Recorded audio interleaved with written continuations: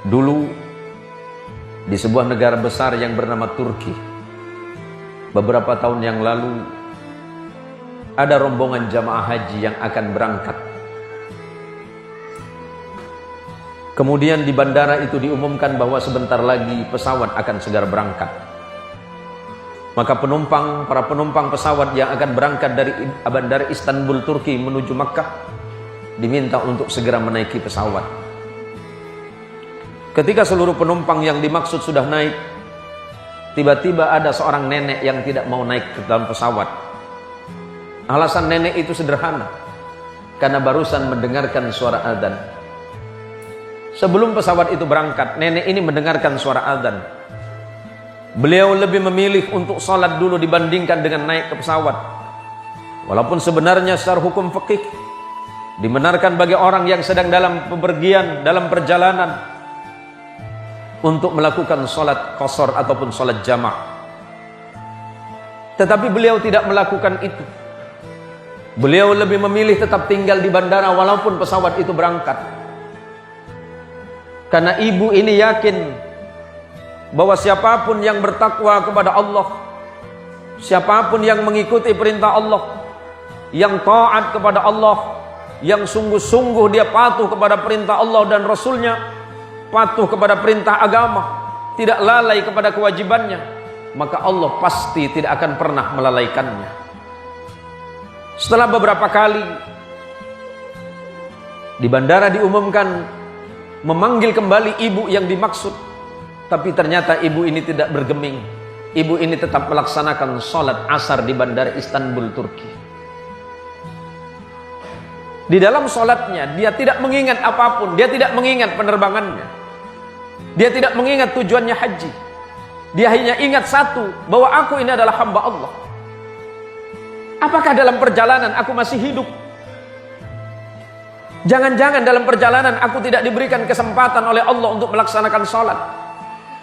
Maka lebih baik aku sholat. Berapa lama waktu aku sholat? Paling lama waktu aku sholat hanya antara 5 dan 10 menit.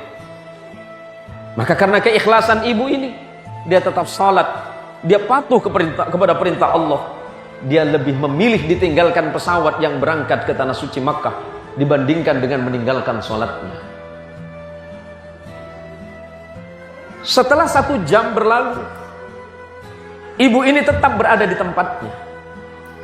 Dan tiba-tiba pesawat tadi yang sudah berangkat kembali lagi ke bandara.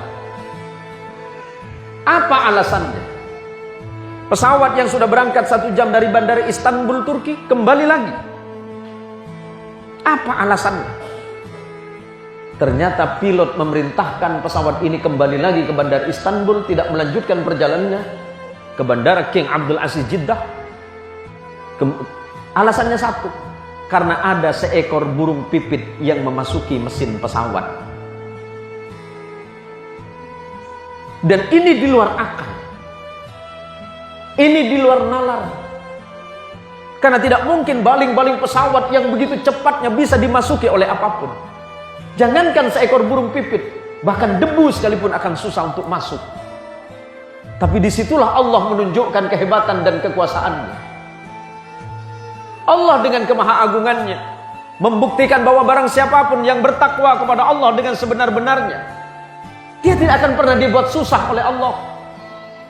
Dia tidak akan dibuat gelisah oleh Allah.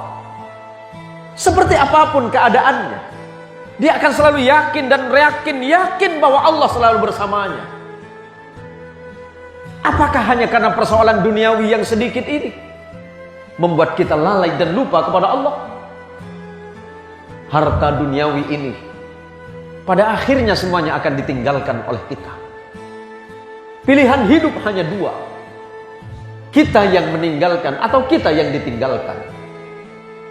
Apakah kita akan meninggalkan harta atau harta yang akan meninggalkan kita? Jangan karena persoalan duniawi yang sangat murah menyebabkan kita lupa kepada nikmat Allah yang sebenarnya, yakni nikmat penghambaan kepada Allah Subhanahu wa taala.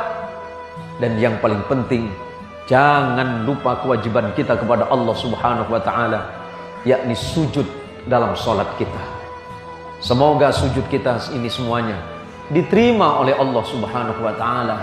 Semoga amal ibadah dan amaliyah kita sehari-hari semuanya niscaya mendapatkan ridha dari Allah Subhanahu wa taala kelak di hadapan Allah, kelak di hadapan Rasulullah Muhammad sallallahu alaihi wasallam. Mungkin tidak banyak amal yang bisa kita banggakan, mungkin tidak banyak salat kita, mungkin tidak banyak sujud kita, mungkin tidak banyak zikir kita, mungkin sangat sedikit sedekah kita, mungkin sangat sedikit kebaikan-kebaikan dalam hidup kita.